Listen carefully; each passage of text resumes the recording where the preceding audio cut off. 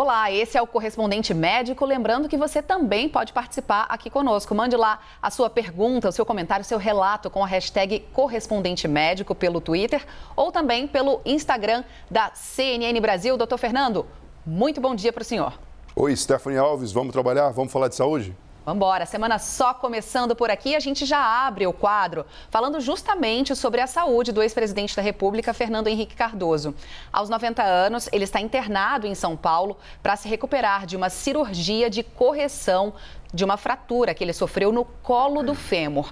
Segundo o último boletim médico, a operação aconteceu sem imprevistos e o ex-presidente está consciente. A assessoria de FHC disse que ele passa bem e que passará por mais algum tempo ainda no hospital para se recuperar. Doutor Fernando, primeiro, mostra para a gente exatamente que região é essa do colo do fêmur. Fêmur é um osso extenso, mas onde fica exatamente o colo do fêmur? E por que essa é uma região tão delicada, tão sensível, que pode acontecer uma fratura? Stephanie, o fêmur é considerado um osso extremamente longo e muito importante, tanto para a nossa ortostase, que é ficar em pé, basicamente isso, manutenção do equilíbrio e desenvolver a marcha, ou seja, caminhar com segurança. Então, olhando aqui nessa figura, a gente tem a representação do fêmur direito e esquerdo, o colo do fêmur fica nessa região, quase que na transição da parte longa para a articulação na região do quadril. Se você tem uma fratura nessa região, a pessoa ela fica totalmente impossibilitada de caminhar, de ficar de pé, e é algo que pode ser extremamente doloroso e grave. Fatores de risco correlacionados: idade avançada, osteoporose, histórico familiar, e a gente pode associar aqui também a própria questão da correlação com o tabagismo e etilismo, que a longo prazo vão deixar o osso mais fraco e existe então a predisposição, acontecendo um acidente doméstico ou até mesmo um acidente automobilístico, que a fratura venha a acontecer. Depois da queda, Stephanie, dores, dificuldade para andar, instabilidade para ficar de pé, isso a gente consegue entender, basta avaliar e perceber a relevância desse osso para a biomecânica, tanto da ortostase como também para o próprio caminhar. E o tratamento envolve tudo isso que a gente está vendo. Tem a questão do repouso, porque é necessário que exista uma cicatrização dos tecidos, principalmente depois da intervenção, os pinos e parafusos e muitas vezes até mesmo uma prótese que venha fazer toda essa parte do osso, faça a vez dessa parte do osso possa ser colocado. E também a gente tem a própria correlação com o cuidado da reabilitação que vem na sequência, com fisioterapia e com treino de marcha novamente. Doutor Fernando, a gente vê aí nessa arte brilhantemente preparada os fatores de risco, né? Idade avançada, osteoporose. No caso do ex-presidente FHC, a informação de que ele sofreu uma queda. Isso tem tudo a ver justamente com esses fatores de risco, né? A pessoa perde a mobilidade, acaba sofrendo um acidente que para os mais jovens talvez não tivesse, né? Tanto risco, tantos agravamentos, mas uma pessoa idosa, isso pode ser mais delicado, né? Sim, por isso que é tão importante, Stephanie, a gente fazer o diagnóstico precoce da osteoporose, suplementar hormônios e, na verdade, a própria vitamina D, se for necessário, e orientações para sempre praticar atividade física para deixar todo o sistema ósseo-muscular pronto para, na verdade, se caso aconteça um problema como esse, a reabilitação seja um pouco mais tranquila. Você pode imaginar que é uma região que dói bastante, cerca de 70% das pessoas, mesmo com a cirurgia, muitas vezes vai ter alguma sequela, alguma dificuldade a mais, mas não é por isso, na verdade, que a gente vai abaixar a nossa guarda. Então, fica de olho quanto ao diagnóstico da osteoporose. Cabe aqui a gente dizer que em mulheres o risco é 3 vezes maior do que em homens, existe toda essa correlação com os hormônios, mas principalmente, né, ter um estilo de vida saudável e entender a importância da atividade física regular para deixar tanto a musculatura como os ossos preparados. É super importante a manutenção de exercícios com carga. A gente vive num mundo onde tem a força da gravidade e a gente sabe que a carga no próprio osso favorece com que ele fique sempre forte. Prevenção é sempre melhor, né, doutor Fernando? O senhor falou que é uma recuperação delicada, mas a pessoa pode recuperar a mobilidade, voltar a caminhar, realizar suas atividades normalmente? Sim, pode, mas obviamente vai existir um período de reabilitação, tanto para fortalecimento de massa muscular, e você pode imaginar o seguinte, né? Pelo desuso durante o período de recuperação, você vai ter um pouco de perda de massa muscular, o que naturalmente acontece com pessoas com mais idade. Então você precisa fortalecer de novo os músculos para que, na verdade, tendo esse arcabouço interno cicatrizado, ele possa vir a trabalhar de uma forma eficiente. Doutor Fernando, vamos aqui agora então para o próximo assunto. Aqui, muita gente que sofre de pressão alta ficou preocupada nos últimos dias por causa de notícias sobre o recal de lotes de 3 remédios com losartana, que é um medicamento fabricado pela farmacêutica Sanofi Medley. O motivo desse recolhimento é uma possibilidade de impurezas nesses medicamentos. A Sociedade Brasileira de Cardiologia se posicionou sobre esse caso, e disse que não há motivos para recomendar que os pacientes que usam o losartana já comumente mudem o seu tratamento, mas ressaltou a importância do recolhimento e da substituição dos lotes mencionados pela farmacêutica.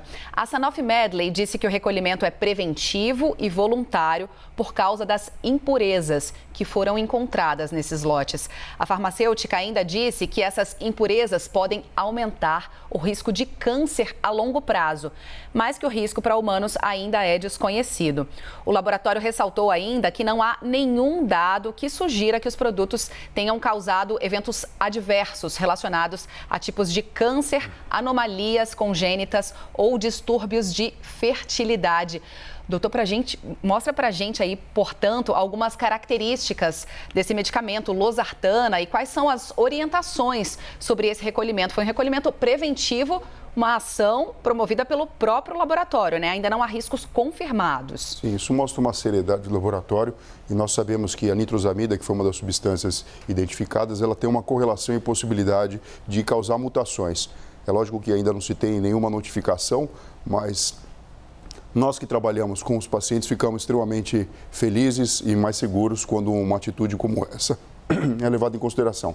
O que faz a losartana? Ela trata a pressão alta e a insuficiência cardíaca, na verdade facilitando que o sistema da angiotensina 2, onde existem os receptores responsáveis por deixar os vasos mais fechados, venha a se relaxar e com isso a pressão ela diminua e também o trabalho cardíaco acaba ficando facilitado em pacientes que têm insuficiência cardíaca. O motivo desse recall, dessa retirada desses lotes, foi a detecção de impurezas nos comprimidos, como a gente falou aqui, tendo em vista a possibilidade, mesmo que remota, de provocar mutações e câncer. E o que fazer? Na verdade, se você toma a losartana desse laboratório, procurar o seu médico, na verdade, conversar com ele e analisar a troca do medicamento. Não exatamente o princípio ativo, porque não tem nada correlacionado com o princípio ativo, é um bom antihipertensor, mas, na verdade, com esses lotes que foram aqui mencionados. Doutor, então quem toma esse medicamento losartana não precisa necessariamente interromper agora. É preciso que a pessoa visite um médico primeiro para entender os riscos, né? A pessoa não necessariamente está correndo um risco agora. Exato. E tendo, na verdade, o comprimido dessa farmacêutica, procurar, na verdade, um caminho para fazer a troca, devolver esse medicamento e retirar um lote que não tenha sido, então, identificado. Perfeito, doutor. Eu vou aqui agora para o terceiro assunto do dia. Vamos mudar aqui para o próximo assunto. E essa é uma ótima notícia sobre uma cirurgia inédita no mundo. Um bebê lá nos Estados Unidos passou por um transplante de 2 órgãos vindos do mesmo doador. Ele recebeu o coração e o timo, que é um outro órgão que fica ali localizado pertinho do coração, do mesmo doador, da mesma pessoa. E esse é um procedimento que nunca tinha sido feito em humanos. Foi um procedimento inédito. 2 órgãos do mesmo doador. O pequeno Easton, que você vai vendo aí nas imagens, ó, esse bebê fofucho, bochechudo, nasceu com um problema no coração e os médicos não conseguiram corrigir esse problema com cirurgias. A equipe médica, portanto, decidiu pelo transplante e percebeu que seria positivo tentar também a troca do timo, que é esse órgão que fica pertinho ali do coração. Os transplantes foram um sucesso, foram considerados um sucesso pela equipe médica e o menino está se recuperando bem, está em casa, onde teve até uma festinha aí, ó, de aniversário para ele. A expectativa é que no futuro ele não precise usar medicamentos que evitam a rejeição de órgãos transplantados. Doutor Fernando, volta para cá agora, mostra para a gente por que esse menino precisou primeiro desse transplante e por que eles foram inovadores, uma cirurgia inédita no mundo. Bom, vamos lá, Stephanie. Uma anomalia congênita fez com que o coração desse pequeno bebê tivesse os ventrículos que devem existir em número de 2, um direito e um esquerdo, fossem apenas um. Ou por hipoplasia de um lado, ou seja, completa atrofia, ou então porque, na verdade, a cavidade acaba sendo única mesmo. E a gente sabe que o coração tem 4 cavidades e existe a importância de um ventrículo, no caso direito, para bombear sangue para a pequena circulação, levando o sangue que foi captado de todo o corpo físico para os pulmões, onde acontece hematose, algo extremamente importante. O gás carbônico é liberado para a atmosfera e o oxigênio, então, é captado. Isso é fundamental para o metabolismo e para o funcionamento das células de todo o corpo. E depois, quando esse sangue volta já oxigenado, ele vai para o ventrículo esquerdo e, através do seu bombeamento, ele é mandado para a artéria aorta e, então, distribuído para todo o corpo, para o cérebro, para o próprio coração, para os demais órgãos, para os músculos e assim sucessivamente. Se você tem uma cavidade única, esse processo que parece simples quando eu explico aqui, mas é extremamente complexo do ponto de vista metabólico, ele fica comprometido. E o indivíduo, você pode imaginar, uma criança que está em desenvolvimento, tem a sua própria infância e a sua própria vida comprometida. 2 cirurgias já tinham sido feitas com esse garoto, enfim, não tiveram um resultado satisfatório para a sua boa evolução clínica e, por isso, então, ele foi considerado um candidato e submetido a um transplante de coração. Cabe dizer aqui, Stephanie, que a cirurgia cardíaca pediátrica é um dos ramos mais difíceis da cirurgia cardíaca, tendo em vista o tamanho e a complexidade do órgão e a resposta que a criança vem a ter. Agora, o timo também é um órgão do qual a gente não costuma falar muito, mas ele pode ser decisivo em casos de transplante, principalmente levando em consideração isso que o senhor falou, né? A idade do paciente, que pode ser um complicador nesse tipo de cirurgia. Sim, o timo é um órgão linfóide, ele fica nessa região, na região torácica, acaba sendo próximo, na verdade, do coração e tem um papel fundamental dentro do sistema imunológico. É ali que acontece a produção de diversos linfócitos e até mesmo células que também estão relacionadas com o processo de rejeição e de defesa do corpo físico. Essa cirurgia diferente, inédita, ela tem como prerrogativa até mesmo a possibilidade de abrandar o problema relacionado com a própria rejeição que o órgão possa vir a sofrer.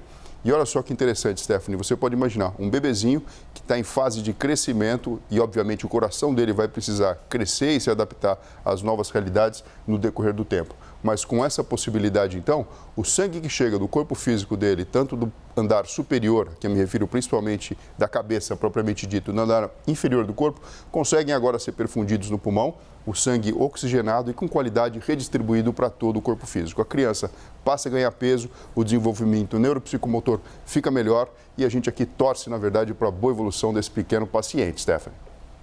Estamos todos torcendo pelo Winston, né, doutor Fernando? Agora, um dos benefícios também que ele pode ter é evitar ter que tomar esses remédios que evitam a rejeição dos órgãos, já que essa cirurgia, né, visa justamente isso, aumentar a aceitação do novo coração que ele recebeu. Que tipo de complicações a pessoa transplantada pode ter porque tem que tomar esses remédios para a rejeição dos órgãos, para evitar a rejeição dos órgãos? Bom, o transplante cardíaco, como o transplante de qualquer órgão, Stephanie, geralmente é uma troca de problemas, né? Então, assim, você tem um problema que é praticamente insolúvel, já nasceu com uma anatomia alterada, passou por procedimentos e mesmo assim não foi capaz o suficiente de corrigir essa anomalia e você então parte para um transplante, pegando o coração de uma outra pessoa que, enfim, não está mais com vida, mas que pode, na verdade, oferecer essa possibilidade de recuperação.